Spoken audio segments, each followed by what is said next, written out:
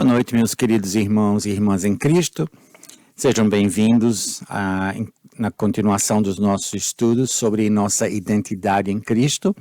Como eu falei a semana passada, o objetivo desses estudos é nos ajudar a compreender de uma forma mais clara quem nós somos, não baseado no que pensamos de nós mesmos, ou que outros pensam de nós, ou que a sociedade tenta impor, mas entender quem nós somos do ponto de vista de Deus, entender quem nós somos por causa do nosso relacionamento com Deus em Cristo Jesus e como a nossa identidade hoje e para sempre é dependente nesse relacionamento que nós temos com Deus em Cristo Jesus. Mas antes de avançarmos em pesquisar as Escrituras e buscar nas Escrituras textos que nos ajudem a compreender melhor a nossa identidade em Cristo, eu quero começar falando de algo um pouco negativo. Eu quero que nós paremos um pouco para refletir em quem éramos sem Cristo. Eu creio que para nós compreendermos a magnitude, a preciosidade do que nós temos em Cristo, nós precisamos entender quem nós éramos antes de conhecer a Cristo. E ao compreender quem nós éramos sem Cristo, nós vamos desfrutar mais ainda da nossa identidade em Cristo. E há uma passagem nas Escrituras, em Efésios capítulo 2, versículos de 1 a 3, que pinta uma imagem gráfica e realista de quem éramos antes de nos tornarmos uma nova criação em Cristo, como nos diz 2 Coríntios 5,17. Vamos ler juntos Efésios capítulo 2, versículos de 1 a 3. Efésios capítulo 2, versículos de 1 a 3. Vocês estavam mortos em suas transgressões e pecados, nos quais costumavam viver quando seguiam a presente ordem desse mundo e o príncipe do poder do ar, o espírito que agora está atuando nos que vivem na desobediência. Anteriormente, todos nós também vivíamos entre eles, satisfazendo as vontades da nossa carne, seguindo seus desejos e pensamentos. Como os outros, éramos por natureza merecedores da ira. Entenda bem que isso aqui não é a descrição, um retrato de uma cultura perdida, depravada, um segmento específico degradado da sociedade. Nem mesmo é uma descrição apenas do paganismo extremamente corrupto da época do apóstolo Paulo. Esse aqui é o diagnóstico bíblico, é a descrição da condição humana depois da queda, é o diagnóstico bíblico da humanidade caída em todos os tempos, em todos os lugares. É a estimativa de Deus de que cada ser humano sem Cristo está dentro dessa condição, descrita graficamente nesse versículo.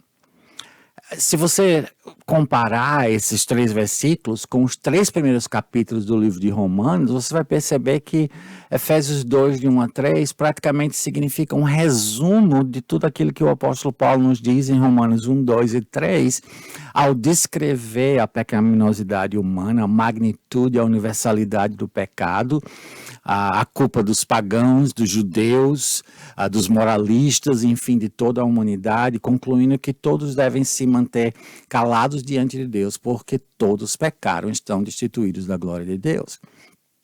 Então, como é que Efésios 2, de 1 a 3, descreve a minha e a sua condição antes de nós, pela graça de Deus, recebermos a nossa nova identidade em Cristo Jesus? A primeira dimensão, o primeiro aspecto, a primeira parte da descrição da nossa natureza pré-cristã é que nós estávamos mortos. O apóstolo Paulo diz: vocês estavam mortos em suas transgressões e pecados. Vocês estavam mortos em suas transgressões e pecados. Entendam bem que mortos aqui não é uma figura de linguagem. Por exemplo, como no caso do filho pródigo, que o pai disse: meu filho estava morto e reviveu. Isso aqui é uma afirmação da condição espiritual de todos fora de Cristo. A conexão aqui é clara, mortos em suas transgressões e pecados, ou podemos colocar de uma forma mais fácil de compreender, mortos por causa das nossas transgressões e pecados. Esses termos são escolhidos cuidadosamente pelo Espírito Santo para nos dar um relato abrangente da natureza humana. E envolve transgressões, aquilo que nós cometemos, que se desvia do caminho de Deus ou da vontade de Deus. E o termo pecado, que significa errar o alvo, errar a marca, como alguém que atira uma flecha contra o alvo e essa flecha não atinge o alvo. Então, humanamente falando, todos nós estamos nessa condição. Nós estamos fora do caminho de Deus, do caminho correto, do caminho que é a vontade perfeita de Deus. E não importa o que nós façamos, mesmo nossas obras religiosas, nossos esforços religiosos, nós estamos todos, por assim dizer, errando o alvo. Estamos mortos, separados da vida de Deus. Estar morto significa estar incapacitado. Não há nada que nós podemos fazer para melhorar ou para minorar a nossa condição. Nós estamos numa situação de total desesperança por causa do nosso pecado. Então, nós estamos mortos em delitos e pecado, ou em pecados, ou em transgressões e pecados, como diz a nova versão internacional que nós lemos. Claro, dizer isso aqui já é suficiente para descrever a condição humana de uma forma bastante radical. Claro, entendam bem que quando a Bíblia diz que nós estamos mortos, não diz que não está se referindo fisicamente ou emocionalmente, mas espiritualmente.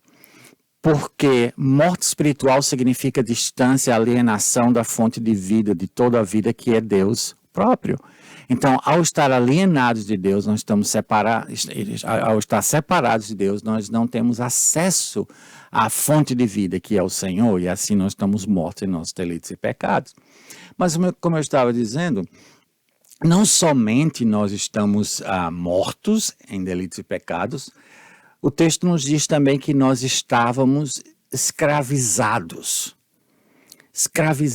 Não havia liberdade verdadeira antes. Nós vivíamos sobre uma escravidão a forças sobre as quais nós não tínhamos controle.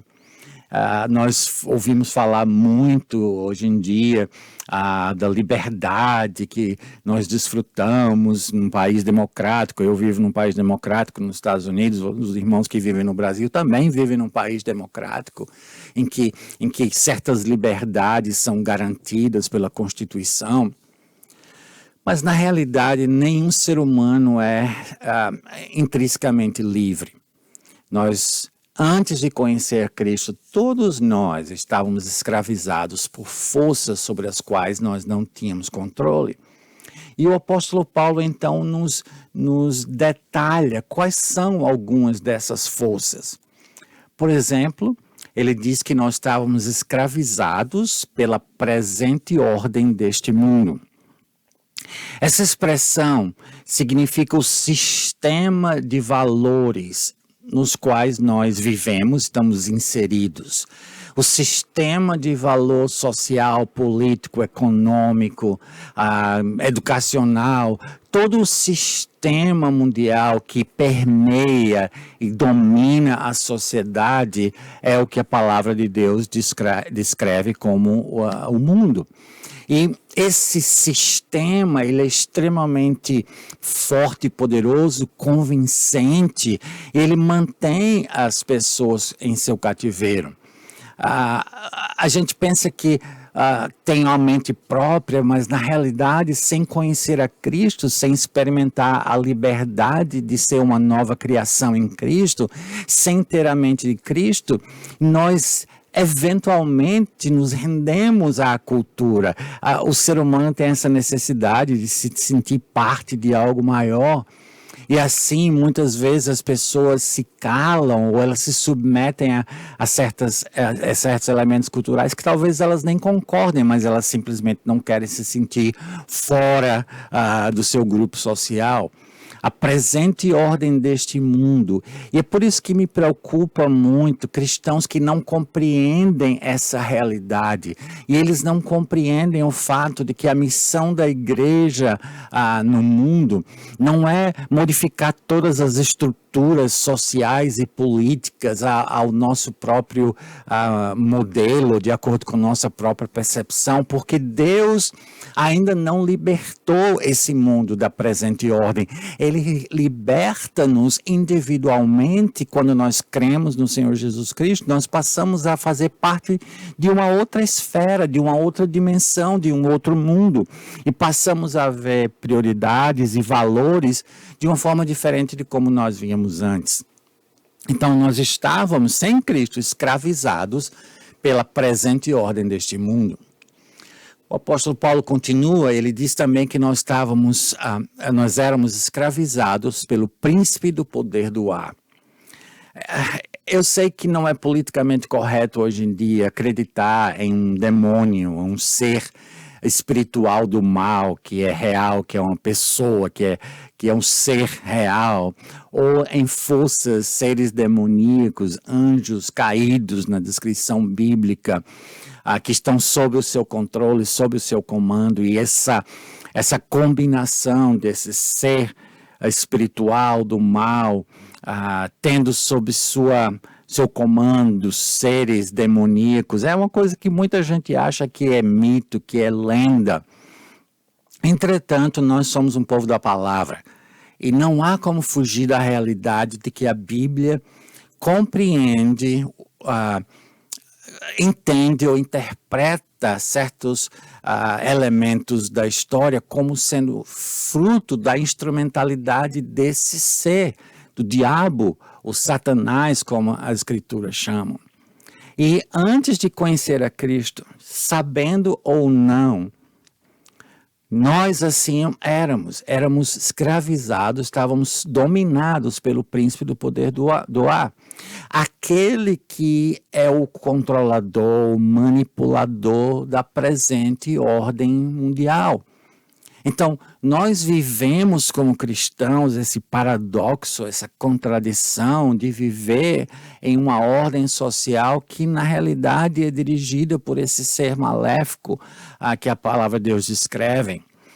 E nós entendemos que essa possessão, digamos assim, não é como a gente vê muitas vezes nos filmes, que a pessoa solta espuma pela boca, coisas dessa maneira. A escravidão nossa ao príncipe do poder do ar era uma coisa muito mais sutil, era muito mais na medida em que nós éramos enganados, estávamos cegos espiritualmente e nós vivíamos como todo mundo mais e seguíamos, como já vimos, a presente ordem desse mundo e o príncipe do poder do ar. Talvez a terceira forma de escravidão seja mais fácil de a gente aprender, compreender, até aceitar, considerando-se, não é, a cultura do politicamente correto que a gente vive hoje. Mas nós éramos também escravizados, não somente pela presente ordem deste mundo, é algo externo, ou pelo príncipe do poder do ar, também algo externo, mas nós éramos controlados, nós éramos escravizados pelas vontades da nossa carne. É preciso entender o que a palavra de Deus diz isso. Quando a palavra de Deus usa o termo carne, como aqui em Efésios capítulo 2, não está se referindo ao tecido vivo que cobre nosso esqueleto ósseo. Está se referindo à nossa natureza pecaminosa, caída, egocêntrica. Ou seja, os nossos desejos, as nossas vontades, nossas inclinações de mente, de corpo, antes de nós conhecermos a Cristo, não eram dominadas pelo Senhor, elas não tinham o objetivo de agradar a Deus, elas tinham o objetivo de agradar a nós mesmos. Então, tudo aquilo que que nós expressávamos em nossa vida, por exemplo, nosso orgulho, ambição, rejeição da verdade divina, pensamentos vingativos, prazeres sexuais, desfrutar de certos confortos da vida. Tudo isso era voltado para satisfazer a nós mesmos. Nós vivíamos movidos pela confiança em nós mesmos, nosso próprio esforço. Nós nos orgulhávamos até mesmo de nossa religião ou nossa religiosidade, se nós tínhamos alguma forma de religiosidade antes de vir a conhecer a Cristo. Mas o que acontece é que nós tínhamos uma natureza que era contrária a Deus, contrária à vontade de Deus e incapaz de fazer a vontade de Deus. E esse é o quadro claro que as Escrituras pintam sobre a nossa realidade. Mortos em delitos e pecados, ou transgressões e pecados, escravizados pela presente ordem deste mundo, pelo príncipe do poder do ar, pelas vontades da nossa carne. Isso nos leva ao resultado mais, digamos assim, radical, mais triste, mais trágico dessa nossa realidade. Por nós sermos quem nós éramos e por Deus ser quem Ele é, o resultado inevitável da nossa condição pré-cristã ou pré-Cristo é que nós estávamos condenados. Como eu disse antes, por quem nós éramos, ou porque nós éramos o quê? Pecadores, mortos em transgressões e pecados, escravizados pela presente ordem deste mundo, pelo príncipe do poder do ar, pelas vontades da nossa carne. E por quem Deus é, um Deus justo, um Deus santo, um Deus perfeito, Ele, por necessidade da sua natureza, tinha que lidar com a nossa condição. E em nossa condição natural, que triste dizer isso, mas em nossa condição natural, nós éramos, por natureza, é algo muito, muito profundo, não é apenas algo que nós fazíamos, uma desobediência aqui, outra acolá, um pensamento impuro aqui, outra acolá, uma mentirinha aqui, outra acolá. Não, nós éramos, nossa natureza era tão controlada pelo pecado, que nós, por natureza, repito, éramos merecedores da ira de Deus, objetos da ira de Deus. É preciso entender o que a ira de Deus significa. A ira de Deus significa a sua hostilidade pessoal, justa, santa e constante contra o mal. A hostilidade pessoal, justa, santa e constante de Deus contra o mal. É a recusa de Deus de se comprometer com o pecado, de se envolver com o pecado. E a determinação da natureza divina de condenar o pecado. É por isso que a palavra de Deus nos diz que o salário do pecado é a morte. O resultado inevitável, natural do pecado é a morte. Mas o dom gratuito de Deus é a vida eterna em Cristo Jesus. Então, a nossa condição, a nossa identidade, vamos para usar a terminologia que nós estamos usando nesses estudos, a nossa identidade anteriormente era determinada pela nossa própria natureza caída, pelo nosso pecado. Pelo fato de nós sermos escravizados pela presente ordem do mundo, pelo príncipe do poder do ar, pela vontade da nossa carne, e pelo fato de nós estarmos sob a merecida ira de Deus, isso é que determinava quem nós éramos. Mas no momento em que nós depositamos a nossa fé em Cristo Jesus, a nossa identidade passa a ser determinada por essa nova esfera de relacionamento que nós temos. Agora a nossa identidade não é determinada mais pela nossa condição caída, mas a nossa identidade é determinada pela nossa relação com Deus em Cristo Jesus, que passa a ser nossa pela graça por meio da fé, quando nós cremos no que a palavra de Deus diz sobre quem nós éramos, nossa incapacidade total de mudar a nossa condição e nossa confiança completa em quem Jesus Cristo é e o que Ele fez por nós. Então eu queria só, antes de a gente começar a olhar o que a palavra de Deus diz, como a palavra de Deus descreve nossa identidade em Cristo, queria desafiar uns aos outros a olhar para trás, olhar para o passado, olhar para quem nós éramos, para que nós possamos valorizar ainda mais quem hoje nós somos em Cristo Jesus. Na próxima semana eu ainda vou continuar tratando de algumas questões introdutórias nesse nosso estudo. E se hoje nós olhamos para trás para ver quem nós éramos sem Cristo, na próxima semana eu gostaria que nós olhássemos para Cristo mesmo, para Ele. Por que é que a nossa identidade nele é algo a ser desejado? E nós vamos tentar entender quem Ele é e o que Ele fez para que Ele tivesse o direito de fazer com que a nossa identidade fosse completamente construída na sua pessoa, em quem Ele é e o que Ele fez por nós. Eu não quero que vocês fiquem no passado. Eu não quero que vocês fiquem presos à realidade ou às realidades de Efésios 2, de 1 a 3. Porque como o versículo diz, isso, se você é um cristão, se você tem o Senhor Jesus Cristo, isso é como vocês éramos. Ele diz, vocês estavam. No versículo 3, nós vivíamos. No versículo 2, nós costumávamos viver. No versículo 3, final, nós éramos por natureza merecedores da ira. Isso é o passado. Se você é uma nova criação em Cristo Jesus, se você não a é ainda, se você não entregou sua vida ao Senhor Jesus Cristo, crendo em quem Ele é e o que Ele fez por você, infelizmente, isso não é o seu passado, mas o seu presente e a sua realidade. Uma realidade que você não pode mudar, mas que Deus pode, se você colocar a sua confiança em Jesus Cristo, em quem Ele é e o que Ele fez por você. Que o Senhor nos abençoe hoje à noite, que Ele nos dê mais e mais a compreensão de quem nós somos em Cristo, para que nós possamos viver uma vida vitoriosa, uma vida que traga honra e glória para o nome dele.